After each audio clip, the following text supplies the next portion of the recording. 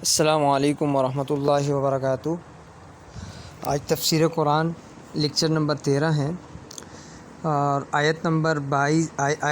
23، 24 اور 25 انشاءاللہ اس کا ترجمہ، تفسیر اور اس کے اندر جو آج اہم مضامین یا اہم موضوعات کے اوپر جو بات ہوگی، اس میں سب سے پہلا جو موضوع ہے وہ ہے عقیدہ رسالت، کہ آپ صلی اللہ علیہ وسلم اللہ کے رسول ہیں، اللہ کے نبی ہیں۔ اس کے اوپر جب تک ایمان نہیں ہوگا اس وقت تک کوئی بندہ مسلم نہیں ہو سکتا، مسلمان نہیں ہو سکتا۔ اور اس کے علاوہ دوسرا جو اہم ٹاپک یا اہم موضوع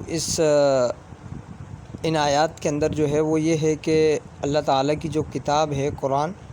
یہ برحق ہے اور اللہ کی طرف سے وحی کردہ ہے، اللہ کی طرف سے نازل کردہ ہے آپ صلی اللہ علیہ وسلم پر۔ میں نے آپ کو کل بھی بتلایا تھا کہ یہ جو یا ایھا الناس اعبدوا ربکم الذی خلقکم سے جو رکوع سٹارٹ ہو رہا ہے، اس رکوع کے اندر اللہ تبارک و تعالیٰ 4 طرح کے مضامین یا 4 طرح کے اہم ٹاپک، موضوعات پر بات کی جائے گی۔ 4 طرح کے موضوعات یہاں پہ ذکر کیے ہیں۔ سب سے پہلے اللہ تبارک و تعالیٰ نے عقیدہ توحید بتلایا، جو کل تقریباً مکمل ہو چکا ہے عقیدہ توحید سے متعلق۔ اس کے بعد اللہ تبارک و تعالیٰ نے عقیدہ رسالت کو ثابت کیا۔ اس کے بعد اللہ تبارک و تعالیٰ نے قرآن کی حقانیت کہ اللہ کی طرف سے وحی کیا ہوا ہے، اس کو ثابت کیا۔ اور اس کے بعد لاسٹ میں جا کے اللہ تبارک و تعالیٰ نے مرنے کے بعد دوبارہ زندہ ہونے پر اور آخرت کی جو زندگی ہے، آگے برزخی جو زندگی ہے، اس کو ثابت کیا۔ عقیدہ توحید تو ماقبل میں ہو چکا ہے، 2 باتیں آج انشاءاللہ ہو جائیں گی ان 3 آیات کے اندر، اور ایک بات رہ جائے گی جو آخرت سے ریلیٹڈ ہے، وہ انشاءاللہ کل کے چیپٹر کے اندر ہو جائے گی انشاءاللہ۔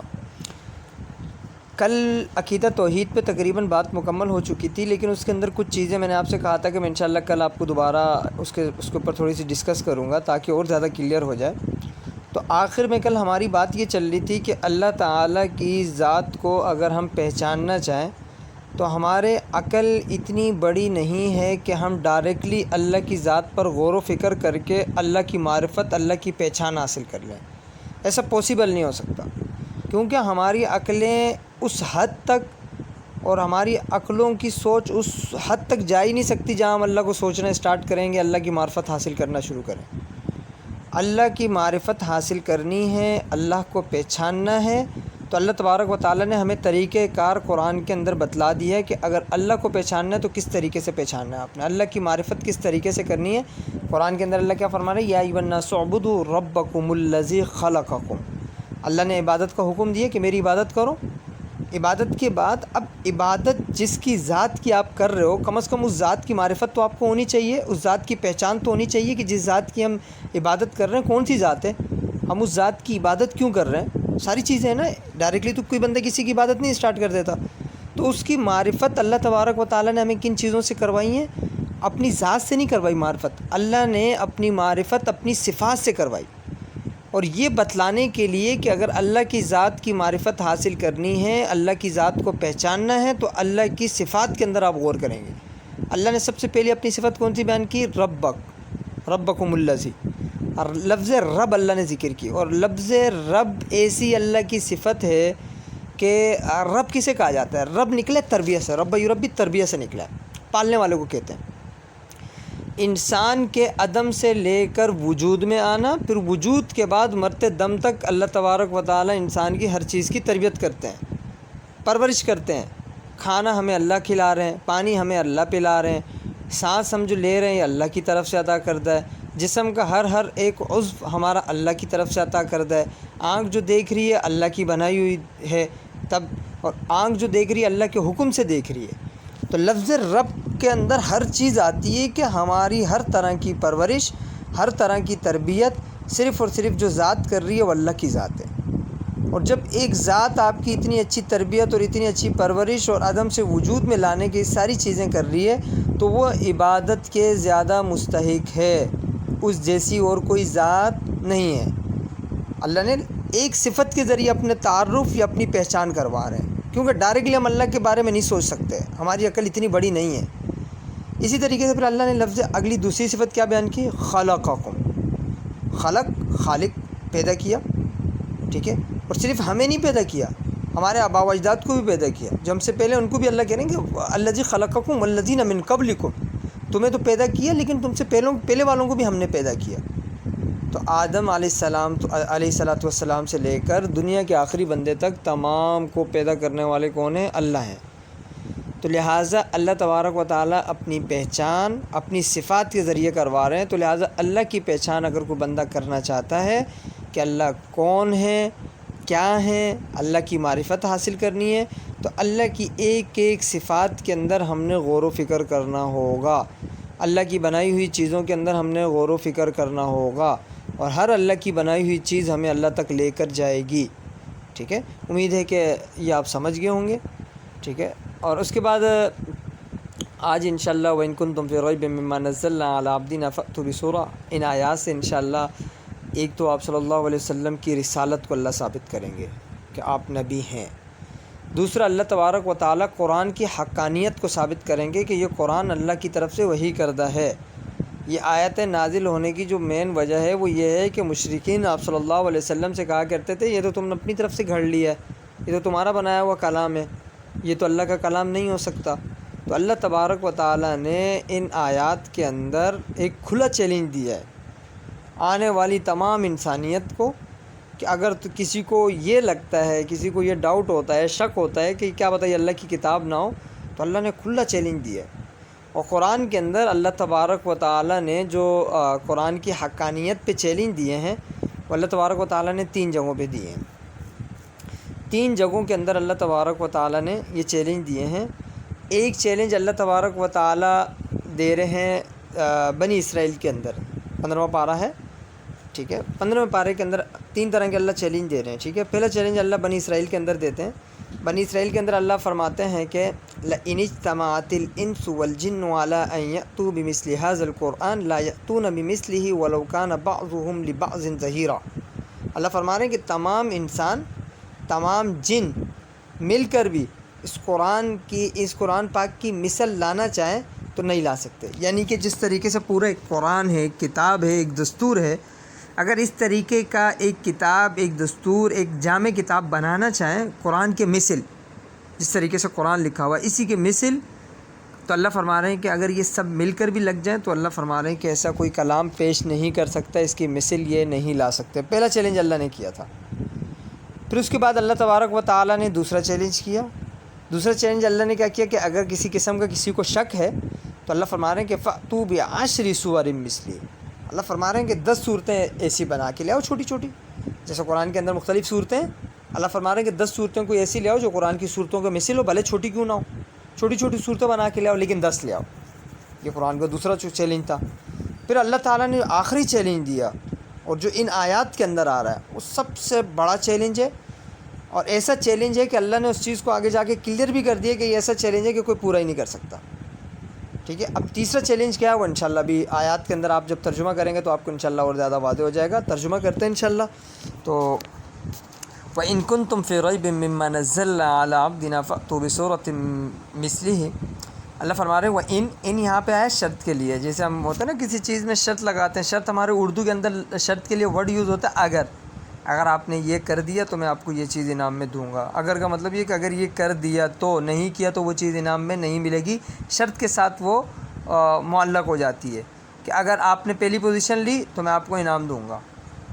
اب نہیں لی تو انعام نہیں دوں گا۔ ایک چیز معلق ہو گئی ہے، انعام معلق ہو گیا ہے پوزیشن کے ساتھ۔ تو لفظ ان یہاں پر شرط کے لیے آیا ہے۔ وَإِن كُنتُمْ فِي رَيْبٍ مِّمَّا نَزَّلْنَا، اللہ فرماتے ہیں کہ اگر تمہیں شک ہو،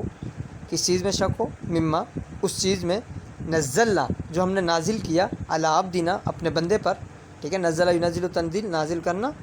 علی پر، عبدنا ہمارے بندے پر، یعنی ہم نے جو اپنے بندے کے اوپر جو کچھ نازل کیا اس میں اگر کسی تمہیں شک ہے تو اللہ فرمانے کہ فَأْتُوا، پس لے آؤ، فَأْتُوا لے آؤ، بِسُورَةٍ من مثلِهِ، صورت ایک ہی معنی ہے، ایک صورت لے آؤ، من مثلِهِ اس کے مثل، یعنی قرآن کی کوئی ایک چھوٹی سی صورت اٹھا لو، اس کے مثل کوئی ایک صورت، سب سے چھوٹی صورت کون سی؟ سورۃ الکوثر ہے، سورۃ الکوثر کے مثل کو ایک صورت بنا کے لے آؤ۔ صرف یہاں تک اللہ نے چیلنج نہیں دیا۔ اب ہمارا کیا ہوتا ہے کہ ہم جب کسی کو چیلنج دیتے ہیں نا تو چیلنج ایسا دیتے ہیں کہ یار سامنے والا پورا نہ کر سکے، اس کو پر ایسی شرائط لگاتے ہیں کہ بندہ پورا نہ کر سکے، لیکن اللہ اور آسانی کر رہے ہیں چیلنج کے اندر، چیلنج کو اور زیادہ وہ کر رہے ہیں کہ صرف اکیلے آپ نہیں کرو۔ اللہ فرما رہے ہیں کہ وَدْعُوا، مدعو کر لو، دعوت دے دو، آپ بلا لو، جیسے ہوتا ہے نا دعوت دیتے ہیں کسی کو، تو ودو دعوت سے ہی نکلا ہے، دعوت دے دو، بلوا لو شہداءکم، اللہ فرما رہے ہیں کہ اپنے جو آپ کے اور مددگار ہیں، شہداءکم جو اور آپ کی مدد کر سکتے ہیں، ایسے لوگ جو لگتا ہے کہ وہ لکھائی کے اندر اچھے ہیں، وہ لکھ سکتے ہیں، ان کی تحریر اچھی ہے اور فصاحت و بلاغت ان کی اچھی ہے، تو اللہ فرما رہے ہیں کہ اپنے ساتھ اور بھی بندے لے آؤ، اپنے مددگار لے آؤ، لیکن اللہ کے علاوہ جس کو دل چاہے آپ لے کر آ جاؤ، ان کنتم صادقین، اگر تم اپنے اس دعوے کے اندر سچے ہو کہ بھئی یہ قرآن اللہ کی کتاب نہیں ہے، تو ایسی صورت میں آپ ایک صورت بنا کے لے آؤ۔ اگر یہ ایک انسان کا بنایا ہوا قرآن ہے تو آپ بھی انسان ہو، آپ بھی اس کی ایک صورت لاؤ، پورا قرآن نہ لاؤ، ایک چھوٹی سی صورت لکھ کے لے آؤ، کیونکہ وہ بھی انسان ہے، آپ بھی انسان ہو، تو انسان کے مثل کام کر سکتا ہے، ٹھیک ہے۔ اب اگلی آیت کے اندر اللہ تعالیٰ نے اس چیلنج کو اور زیادہ قوی کر دیا کہ اللہ فرما رہے ہیں کہ فَإِن لَمْ تَفْعَلُوا، بس اگر تم یہ نہ کر سکو، لم تفعلوا مطلب نہ کر سکو، فعلا مطلب فعل کے معنی میں آتا ہے، کام کے معنی میں آتا ہے، اگر تم یہ کام نہ کر سکو، ولن تفعلوا، اللہ نے اور کلیئر کر دیا ہرگز تم یہ کام کر بھی نہیں سکو گے، مطلب تمہارے اندر اتنی طاقت، اتنی ہمت ہی نہیں ہے، تمہاری اتنی اوقات ہی نہیں ہے کہ تم یہ کام کر سکو، ولن تفعلوا، ہرگز تم یہ کام کر ہی نہیں سکتے۔ جب ایک چیلنج تم پورا نہیں کر سکتے تو اللہ نے آگے پھر انجام بتا دیا، فَاتَّقُوا، اللہ کہہ رہے ہیں کہ پھر ڈرو، فَاتَّقُوا ڈرو،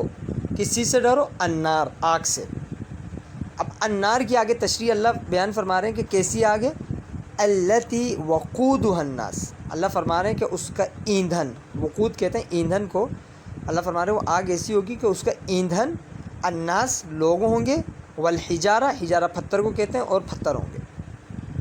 اگر تم نہ کر سکو اور ہرگز تم یہ چیلنج پورا نہیں کر سکتے تو اللہ فرما رہے ہیں کہ پھر آگ سے ڈرو، اور ایسی آگ سے ڈرو کہ جس کا ایندھن ہم انسان اور پتھر کو بنائیں گے، عدت للکافرین، اور یہ جو آگ ہے یہ تیار کی گئی ہے کن کے لیے؟ کفار کے لیے۔ اچھا، پھر آگے جب کفار کو اللہ نے وہی سنا دی، اس کے بعد ظاہر سی بات ہے کہ قرآن کو، حقانیت کو ماننے والے بھی لوگ تھے، آپ صلی اللہ علیہ وسلم کو نبی ماننے والے بھی لوگ تھے، تو اللہ تعالیٰ نے پھر ان کو خوشخبری بھی دے دی، وبشر الذین آمنوا وعملوا الصالحات، اللہ فرما رہے ہیں کہ بشیر لفظ آتا ہے، بشیر، بشر یبشر، تو بشیر بھی اس سے ہی نکلا ہے، بشیر کا معنی آتے ہیں خوشخبری دینے والے کو کہتے ہیں بشیر، تو بشیر خوشخبری دینے کے معنی میں، وبشر الذین، خوشخبری دیجئے اے نبی، خوشخبری دیجئے کن کو؟ الذین، ان لوگوں کو، آمنو جو ایمان لے کر آئے، وعملوا الصالحات، نیک اعمال کیے، ان لہم جنات، اللہ فرما رہے ہیں بے شک ان کے لیے کیا ہے؟ باغات ہے۔ جنات کا مطلب باغات کے آتے ہیں، ٹھیک ہے، جنات باغات ہیں، ٹھیک ہے، جنہ باغ کو کہتے ہیں، جنات یہ جنہ کی جمع ہے، جنات باغات کو کہتے ہیں، ٹھیک ہے۔ عام طور پر ہم جنت اردو میں خاص جگہ کے لیے لیتے ہیں جس میں اللہ تعالیٰ نیک لوگوں کو داخل کریں گے، وہی باغات ہی مراد ہے، تو اللہ فرما رہے ہیں کہ ان کے لیے کیا ہے؟ باغات ہیں۔ کیسے باغات ہیں؟ تجری معنی جاری سے نکلا ہے، جیسے ہم کہتے ہیں نا جاری ہونا، چلنا، تو یہ جاری سے ہی نکلا ہے۔ اللہ فرما رہے ہیں کہ جس کے نیچے بہہ رہی ہوں گی، چل رہی ہوں گی، من تحتہا، اس کے نیچے، تحت کہتے ہیں نیچے کو، یعنی ان باغات کے نیچے چل رہی ہوں گی کیا؟ انہار، نہر کی جمع انہار ہے، ٹھیک ہے، ان کے نیچے نہریں چل رہی ہوں گی، ان باغات کے نیچے کیا چل رہی ہوں گی؟ نہریں چل رہی ہوں گی۔ کلما رزقوا منہا من ثمرۃ رزقا، اللہ فرما رہے ہیں کہ جب بھی کھانے کو دیا جائے گا، یعنی ان جنتی لوگوں کو جو مومنین ہوں گے، جب بھی ان کو کھانے کے لیے دیا جائے گا، رزقوا دیا جائے گا کھانے کے لیے، منہا ان باغات میں سے،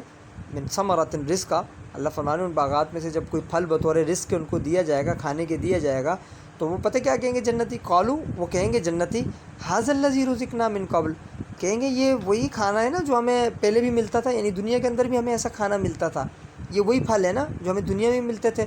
اللہ فرما رہے ہیں کہ وَأُتُوا بِهِ مُتَشَابِهًا، حالانکہ انہیں ان کا ملتا جلتا دیا گیا ہے، وہی چیز نہیں دی گئی دنیا والی، بلکہ اس سے ملتی جلتی، مشابہت رکھتی ہوئی چیز دی گئی ہے،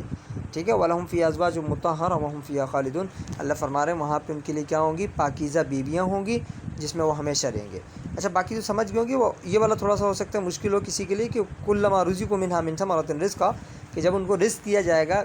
مطلب پھل وغیرہ دیے جائیں گے بطور رزق کے، کھانے کے، تو کہیں گے یہ تو ہمارے پاس پہلے بھی ایسے رزق ہمیں دیا جاتا تھا، تو اللہ فرماتے ہیں کہ نہیں، یہ اس کے مشابہ ہے، اس سے ملتا جلتا ہے، لیکن حقیقت میں ایسا نہیں ہے۔ تو اس کا جو مفسرین نے مختلف آراء اپنی اس کے اندر دی ہیں کہ اس سے مراد کیا ہے، تو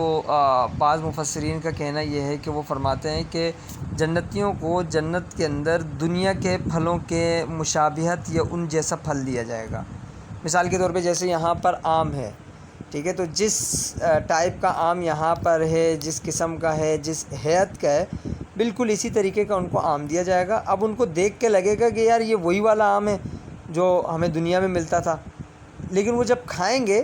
تو وہ کھانے کے بعد اس کا حساب کتاب بالکل الگ ہو جائے گا، وہ اس کا ٹیسٹ، اس کا ذائقہ ویسا نہیں ہوگا جیسا دنیا کے آم کا تھا۔ تو اتو بھی متشابیہ کا مطلب یہ ہو جائے گا کہ وہ پھل دنیا کا جو تھا وہ بالکل الگ تھا، یہ پھل بالکل الگ ہے، یہ صرف دکھنے میں اس کے متشابہ لگتا ہے، ٹھیک ہے۔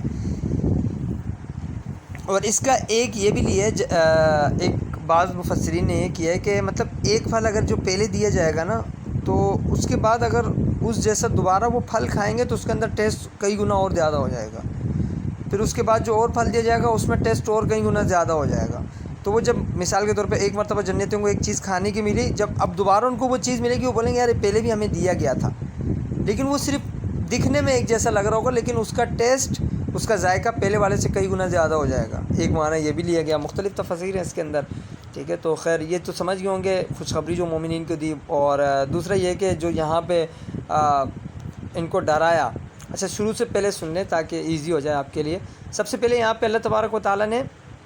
چیلنج دیا قرآن کا، وَإِن كُنتُمْ فِي رَيْبٍ، مگر تمہیں شک ہے اس قرآن کے اندر جو ہم نے اپنے بندے پہ نازل کیا۔ یہاں پر عقیدہ رسالت بھی ثابت ہوتا ہے اور قرآن کی حقانیت بھی ایک ہی آیت سے ثابت ہو رہی ہے۔ ایک ہی آیت کے اندر قرآن کی حقانیت کو بھی ثابت کرنا، عقیدہ رسالت کو بھی ثابت کرنا، یہ اس چیز کی طرف اشارہ ہے کہ قرآن اور جو آپ صلی اللہ علیہ وسلم کی رسالت ہے، آپ صلی اللہ علیہ وسلم کی رسالت کا ایک سب سے بڑا معجزہ قرآن ہے، کیونکہ آپ صلی اللہ علیہ وسلم نے فرمایا کہ ہر نبی کا کوئی نہ کوئی معجزہ تھا، اور فرمایا کہ میرے بھی بہت سے معجزات ہیں، لیکن میرا سب سے بڑا معجزہ جو دائمی رہنے والا ہے، فرمایا وہ قرآن ہے۔ کیونکہ جو ماقبل کے انبیاء کے معجزات تھے وہ ایک حد تک تھے، ایک لمٹ تھی ان کی، اس ٹائم پہ وہ ختم ہو گئے۔ عیسیٰ علیہ السلام مردوں کو زندہ کرتے تھے، وہ اپنے وقت میں کیا کرتے تھے، بس ختم ہو گیا وہاں پہ، ٹھیک ہے۔ مختلف صالح علیہ السلام نے اونٹنی نکالی پہاڑ سے، اس وقت تک تھا، اس کے بعد سب ختم ہو گیا۔ لیکن یہ قرآن ایسا معجزہ ہے آپ صلی اللہ علیہ وسلم کا، قیامت تک یہ باقی رہنے والا ہے، ٹھیک ہے، کیونکہ اللہ نے کھلا چیلنج دیا، بھائی اس جیسی کوئی صورت لے کے آ جاؤ، نہیں لا سکتے تو یہ اللہ کا ایک معجزہ، اور آپ صلی اللہ علیہ وسلم کا معجزہ ہے، ٹھیک ہے، یعنی کہ آپ صلی اللہ علیہ وسلم پہ کتاب نازل ہوئی، اس جیسی کوئی کتاب لکھی نہیں جا سکتی، ٹھیک ہے، اور ہمیشہ محفوظ رہے گی، تو یہ آپ صلی اللہ علیہ وسلم کا معجزہ ہے۔ تو اس وجہ سے عقیدہ توحید اور رسالت دونوں کو ایک ساتھ قرآن کی حقانیت اور رسالت کو ایک ساتھ اس وجہ سے یہاں پہ ثابت کیا جا رہا ہے کہ اپنے بندے پہ جو ہم کتاب نازل کر رہے ہیں، اب جس بندے کو پر اللہ کتاب نازل کریں گے وہ نبی ہوں گے، رسول ہوں گے، ٹھیک ہے۔ تو رسالت بھی ثابت ہو گئی اور ساتھ میں قرآن کی حقانیت کو بھی اللہ نے ثابت کر دیا کہ اگر آپ اس کو سچ نہیں سمجھتے تو اس جیسی ایک صورت لے کے آ جاؤ۔ پھر اللہ نے فرمایا کہ اگر تم نہیں لا سکتے، ہرگز نہیں لا سکتے، تو پھر آگ سے ڈرو جس کا ایندھن لوگ اور پتھر ہوں گے۔ تو یہاں پہ وقودہ الناس والحجارہ، لوگوں سے مراد تو کفار ہیں، حجارہ سے مراد جو ہے نا یہاں پتھر ہیں، اور یہاں پہ فقہاء نے مفسرین نے لکھا ہے کہ الحجارہ سے مراد یہاں پر وہ پتھر ہیں جو بت ہوں گے، یعنی کفار نے، مشرکین نے جن بتوں کو بنا کر مٹی سے یا پتھروں سے بنا کر جن کی وہ پوجا پاٹ کرتے تھے، جن کی عبادت کرتے تھے، فرمایا انہی بتوں کو اٹھا کر اس کا ایندھن بنایا جائے گا، ٹھیک ہے۔ تو اب ظاہر سی بات ہے جس پتھر سے آگ پیدا ہوگی تو پھر اس پتھر کی آگ کیسی ہوگی، ٹھیک ہے، یہاں لکڑی کی آگ برداشت نہیں ہوتی، پتھر کی تو کئی گنا زیادہ ہیوی آگ ہوگی۔ تو میرے خیال سے اور تو سبق کے اندر کوئی ایسی خاص بات نہیں ہے، ایک تو عقیدہ رسالت، آپ صلی اللہ علیہ وسلم کی رسالت کو یہاں پہ ثابت کیا گیا، دوسرا قرآن کی حقانیت کو ثابت کیا۔ قرآن کی حقانیت جب ثابت ہوگی تو رسالت خود بخود ثابت ہو جائے گی۔ جب اللہ تعالیٰ نے اتنا بڑا چیلنج دے دیا کہ بھئی آپ اس جیسا قرآن، اس جیسی ایک صورت چھوٹی سی لکھ کے لے آؤ، اتنا بڑا چیلنج دے دیا، جب نہیں لکھ کے لا سکتے تو اللہ کی کتاب ہے، جب اللہ کی کتاب ہے تو جو بندہ آپ کو اللہ کی کتاب کو بتا رہا ہے وہی تو اللہ کا رسول ہے، وہی تو اللہ کا نبی ہے، ٹھیک ہے۔ اور رسالت کے اوپر ایمان لانا اس وجہ سے ضروری ہے، ٹھیک ہے۔ اب ہوا یہ کہ جب شروع میں آپ صلی اللہ علیہ وسلم یا دیگر انبیاء ہیں نا، تو اس وقت کے جو لوگ تھے وہ جہالت میں اتنا زیادہ وہ ہوئے ہوئے تھے کہ وہ یہ سمجھتے تھے کہ بھئی یہ جو نبی آتا ہے یہ صرف عام لوگوں کے لیے آتا ہے، جاہلوں کے لیے آتا ہے، ہم تو پڑھے لکھے ہیں اور ہم جو ہے نا حکماء ہیں، ہمیں تو سب چیزوں کا پتہ ہے، تو وہ ایمان نہیں لاتے تھے آپ صلی اللہ علیہ وسلم پر یا دیگر انبیاء کے اوپر۔ تو لہٰذا یہاں پر اس چیز کو ذہن سے نکال دیں گے، آپ کے پاس جتنا بھی علم ہو، جو ایک نبی ہوتا ہے اس کا علم وہ اللہ کی طرف سے دیا ہوتا ہے، ان ہوا الا وحی یوحیٰ، نبی اپنی زبان سے کوئی چیز نہیں کہتے، سب کچھ اللہ کی طرف سے بولا جاتا ہے۔ تو لہٰذا ایک عام بندہ بھلے جتنا پڑھا لکھا ہو، نبی کے آگے اس کی کوئی حیثیت، کوئی وقات نہیں ہوتی، ٹھیک ہے، تو سبق چونکہ لمبا بھی ہو رہا ہے، تو عقیدہ رسالت اور قرآن کی حقانیت امید ہے کہ آپ سمجھ گئے ہوں گے۔ پھر اگر کوئی سوال ہو، کوئی ایسا اشکال ہو تو بالکل آپ نیچے کومنٹس کے اندر پوچھ سکتے ہیں۔ اللہ تعالیٰ سے دعا ہے کہ اللہ تبارک و تعالیٰ عمل کی توفیق عطا فرمائے۔ السلام علیکم ورحمۃ اللہ وبرکاتہ۔